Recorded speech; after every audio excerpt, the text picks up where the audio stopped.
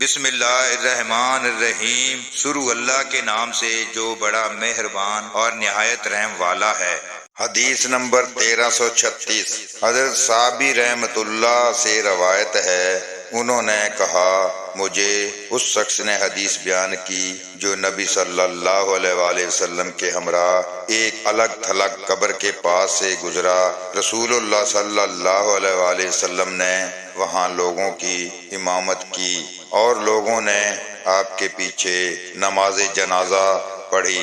سہبانی کہتے ہیں میں نے ابو عمرو صابی سے دریافت کیا آپ کو یہ حدیث کس نے بیان کی تھی؟ انہوں نے فرمایا مجھے حضرت ابن عباس رضی اللہ عنہ نے اس کے متعلق بتایا تھا۔ حدیث نمبر 1337 حضرت ابو ہریرہ رضی اللہ عنہ سے روایت ہے کہ ایک سیاہ فام مرد یا عورت مسجد میں رہتا اور جھاڑو دیا کرتا تھا، اس کا انتقال ہو گیا اور نبی صلی اللہ علیہ وآلہ وسلم کو اس کی موت کا علم نہ ہو سکا۔ ایک دن رسول اللہ صلی اللہ علیہ وآلہ وسلم نے اس کا ذکر فرمایا اور دریافت کیا وہ شخص کہاں ہے؟ صحابہ اکرام رضی اللہ عنہم نے عرض کیا اللہ کے رسول اس کی وفات ہو گئی ہے۔ آپ نے فرمایا تم لوگوں نے مجھے مطلع کیوں نہ کیا؟ انہوں نے عرض کیا حضرت اس کا قصہ تو اس طرح ہے گویا انہوں نے اس کا معاملہ اتنا اہم نہ سمجھا۔ آپ نے فرمایا مجھے اس کی قبر سے آگاہ کرو۔ چنانچہ آپ اس کی قبر پر تشریف لائے اور نماز جنازہ پڑھی۔ حدیث نمبر 1338 حضرت انس بن مالک رضی اللہ عنہ سے روایت ہے، وہ نبی صلی اللہ علیہ وآلہ وسلم سے بیان کرتے ہیں کہ آپ نے فرمایا جب بندے کو اس کی قبر میں رکھ دیا جاتا ہے اور اس کے ساتھی دفن سے فارغ ہو کر واپس ہوتے ہیں تو وہ ان کے جوتوں کی آواز سنتا ہے۔ اس وقت اس کے پاس دو فرشتے آتے ہیں اور اسے بٹھا کر پوچھتے ہیں تو اس شخص محمد صلی اللہ علیہ وآلہ وسلم کے متعلق کیا اعتقاد رکھتا ہے؟ اگر وہ جواب دے میں گواہی دیتا تھا کہ وہ اللہ کے بندے اور اس کے رسول ہیں تو اسے کہا جاتا ہے تو اپنے دوزخی مقام کو دیکھ، اس کے عوض اللہ تعالیٰ نے تجھے جنت میں ٹھکانہ دیا ہے۔ نبی صلی اللہ علیہ وآلہ وسلم نے فرمایا وہ دونوں مقامات کو دیکھتا ہے، لیکن کافر یا منافق کا یہ جواب ہوتا ہے میں کچھ نہیں جانتا، جو دوسرے لوگ کہتے تھے وہی میں کہہ دیتا تھا۔ پھر اس پر کہا جاتا ہے تو نے عقل سے کام لیا نہ انبیاء کی پیروی کی۔ پھر اس کے دونوں کانوں کے درمیان لوہے کے ہتھوڑے سے ایک ضرب لگائی جاتی ہے کہ وہ چیخ اٹھتا ہے، اس کی چیخ و پکار جن و انس کے علاوہ اس کے آس پاس کی تمام چیزیں سنتی ہیں۔ حدیث نمبر 1339 حضرت ابو ہریرہ رضی اللہ عنہ سے روایت ہے، انہوں نے فرمایا ملک الموت کو حضرت موسیٰ علیہ السلام کے پاس بھیجا گیا۔ جب وہ ان کے پاس آئے تو انہوں نے ایک تماچا رسید کیا جس سے اس کی ایک آنکھ پھوٹ گئی۔ فرشتے نے اپنے رب کے پاس جا کر عرض کیا تو نے مجھے ایک ایسے بندے کے پاس بھیجا ہے جو مرنا نہیں چاہتا۔ اللہ تعالیٰ نے اس کی آنکھ درست کر دی اور فرمایا کہ ان موسیٰ علیہ السلام کے پاس دوبارہ جا کر کہو کہ وہ اپنا ہاتھ ایک بیل کی پیٹھ پر رکھیں، جتنے بھی بال ان کے ہاتھ کے نیچے آئیں گے تو ہر بال کے بدلے انہیں 1 سال کی زندگی دی جائے گی۔ اس پر حضرت موسیٰ نے کہا اے پروردگار پھر کیا ہوگا؟ اللہ تعالیٰ نے فرمایا پھر مرنا ہوگا۔ موسیٰ علیہ السلام نے کہا تو پھر ابھی آ جائے۔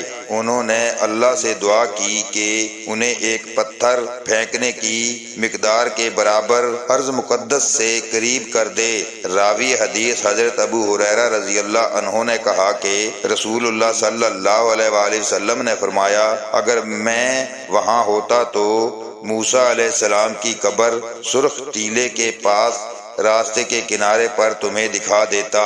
سیدنا ابو بکر رضی اللہ عنہ رات کے وقت دفن کیے گئے تھے۔ حدیث نمبر 1340 حضرت ابن عباس رضی اللہ عنہ سے روایت ہے، انہوں نے فرمایا نبی صلی اللہ علیہ وآلہ وسلم نے ایک شخص کی نماز جنازہ پڑھی جو رات کے وقت دفن کیا گیا تھا۔ آپ اور آپ کے صحابہ کرام اٹھے اور آپ نے اس شخص کے متعلق دریافت کیا اور فرمایا یہ کون ہے؟ لوگوں نے عرض کیا یہ فلاں شخص ہے جسے گزشتہ رات دفن کیا گیا تھا۔ چنانچہ آپ نے اور آپ کے صحابہ کرام رضی اللہ عنہم نے اس پر نماز جنازہ پڑھی۔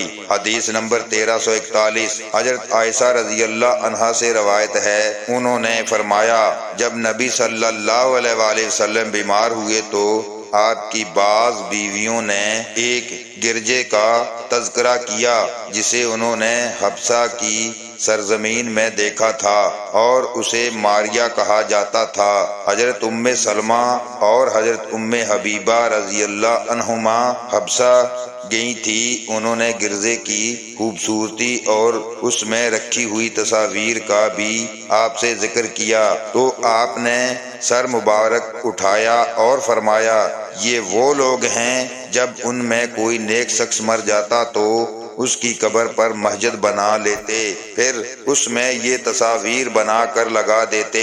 اللہ تعالیٰ کے نزدیک یہ لوگ تمام مخلوق سے بدترین ہیں۔ حدیث نمبر 1342 حضرت انس رضی اللہ عنہ سے روایت ہے، انہوں نے فرمایا ہم رسول اللہ صلی اللہ علیہ وآلہ وسلم کی لخت جگر کے جنازے میں شریک ہوئے۔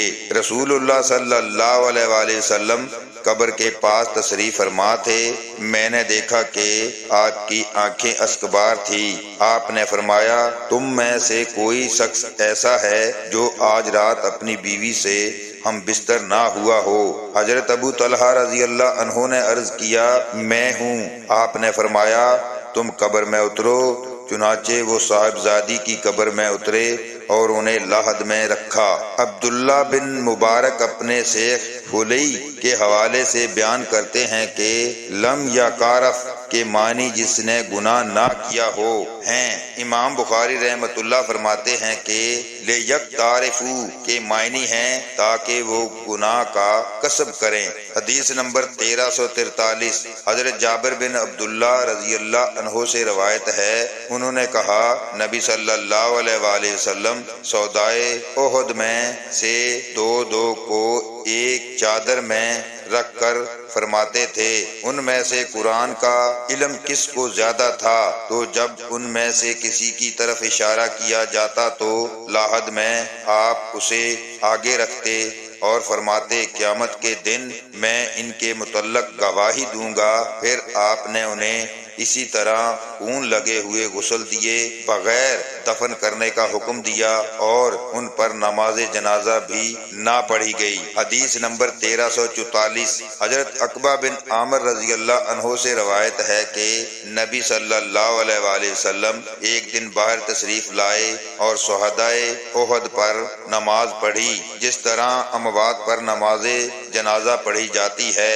پھر منبر کی طرف لوٹے اور فرمایا میں تمہارا امیر کارواں اور تم پر گواہ ہوں۔ اللہ کی قسم میں اب اپنے حوض کو دیکھ رہا ہوں اور مجھے زمین یا زمین کے خزانوں کی کنجیاں عطا کی گئی ہیں۔ اللہ کی قسم میں اپنے بعد تمہارے متعلق شرک میں مبتلا ہونے کا اندیشہ نہیں رکھتا، لیکن مجھے خطرہ ہے کہ تم دنیا میں رغبت رکھتے ہوئے ایک دوسرے سے آگے بڑھنے کی کوشش کرو گے۔ حدیث نمبر 1345 حضرت جابر بن عبداللہ رضی اللہ عنہ سے روایت ہے کہ نبی صلی اللہ علیہ وآلہ وسلم سودائے احد کے دو آدمیوں کو جمع کرتے تھے۔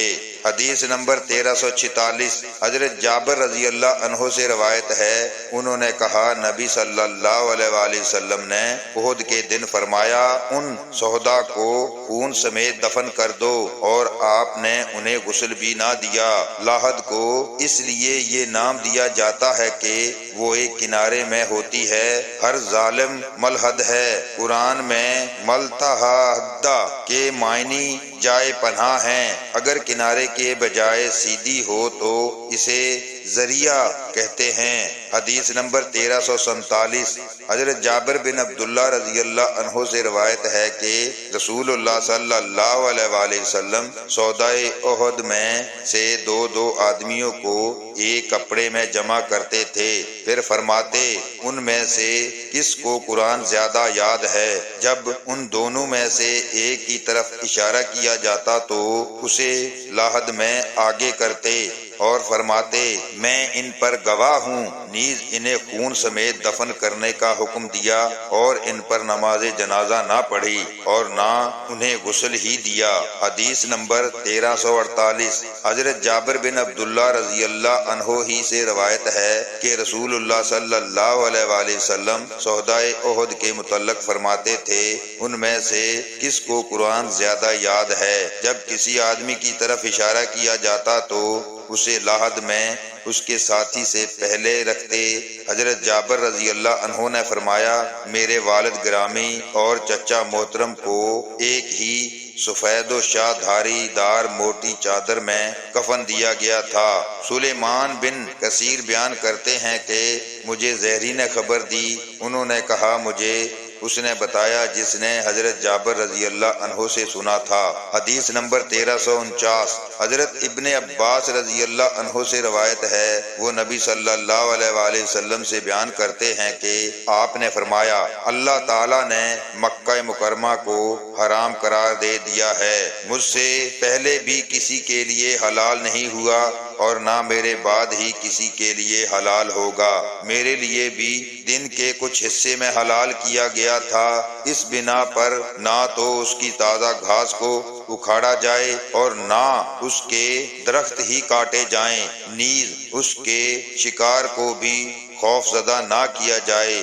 اور نہ اس کی گری پڑی چیز ہی کو اٹھایا جائے، ہاں اس کے متعلق اعلان کرنے والا اٹھا سکتا ہے۔ اس پر حضرت عباس رضی اللہ عنہ نے عرض کیا کہ اذخر گھاس تو ہمارے زرگروں اور ہماری قبروں کے لیے استعمال ہوتی ہے، آپ نے فرمایا ہاں اذخر گھاس اس سے مستنسا ہے۔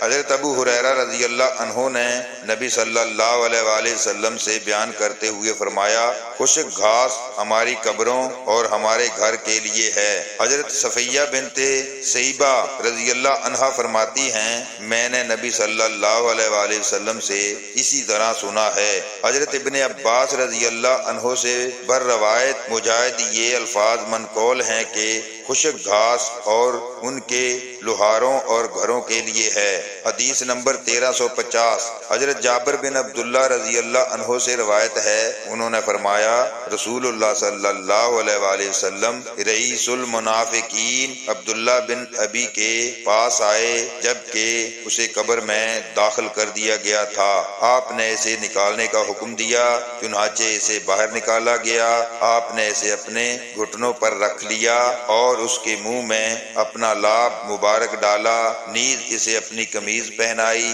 ویسے تو اس کی وجہ اللہ ہی بہتر جانتا ہے، البتہ اس نے حضرت عباس رضی اللہ عنہ کو اپنی قمیض پہنائی تھی۔ ابو ہارون کا بیان ہے کہ رسول اللہ صلی اللہ علیہ وآلہ وسلم کے بدن پر 2 قمیضیں تھیں اور عبداللہ بن ابی رضی اللہ عنہ نے عرض کیا اللہ کے رسول میرے باپ کو نیچے والی قمیض پہنائیں جو آپ کے بدن سے لگ چکی ہے۔ سفیان نے کہا لوگوں کے خیال کے مطابق نبی صلی اللہ علیہ وآلہ وسلم نے رئیس المنافقین عبداللہ کو قمیض بدلہ چکانے کے لیے پہنائی تھی کیونکہ اس نے حضرت عباس رضی اللہ عنہ کو پہنائی تھی۔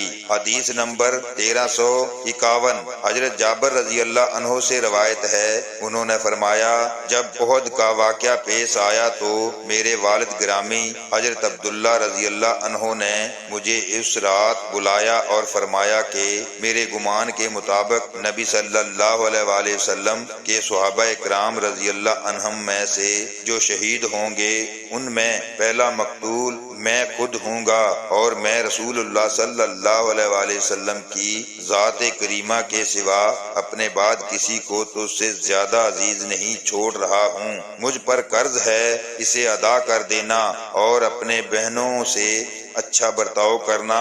صبح ہوئی تو سب سے پہلے شہید ہونے والے وہی تھے، چنانچہ ان کے ساتھ قبر میں ایک دوسرے شہید کو بھی دفن کر دیا گیا، لیکن دل کو یہ بات اچھی نہ لگی کہ میں اپنے والد گرامی کو دوسرے شخص کے ساتھ چھوڑ دوں، اس لیے میں نے 6 ماہ بعد انہیں قبر سے نکال لیا اور اسی طرح تھے جس طرح میں نے انہیں دفن کیا تھا، صرف کان کا تھوڑا سا حصہ متاثر ہوا تھا۔ حدیث نمبر 1352 حضرت جابر رضی اللہ عنہ ہی سے روایت ہے، انہوں نے فرمایا میرے والد گرامی کے ہمراہ ایک اور شہید بھی دفن کیا گیا تھا، لیکن میری طبیعت کو یہ پسند نہ آیا، اس لیے میں نے انہیں نکالا اور علیحدہ قبر میں دفن کر دیا۔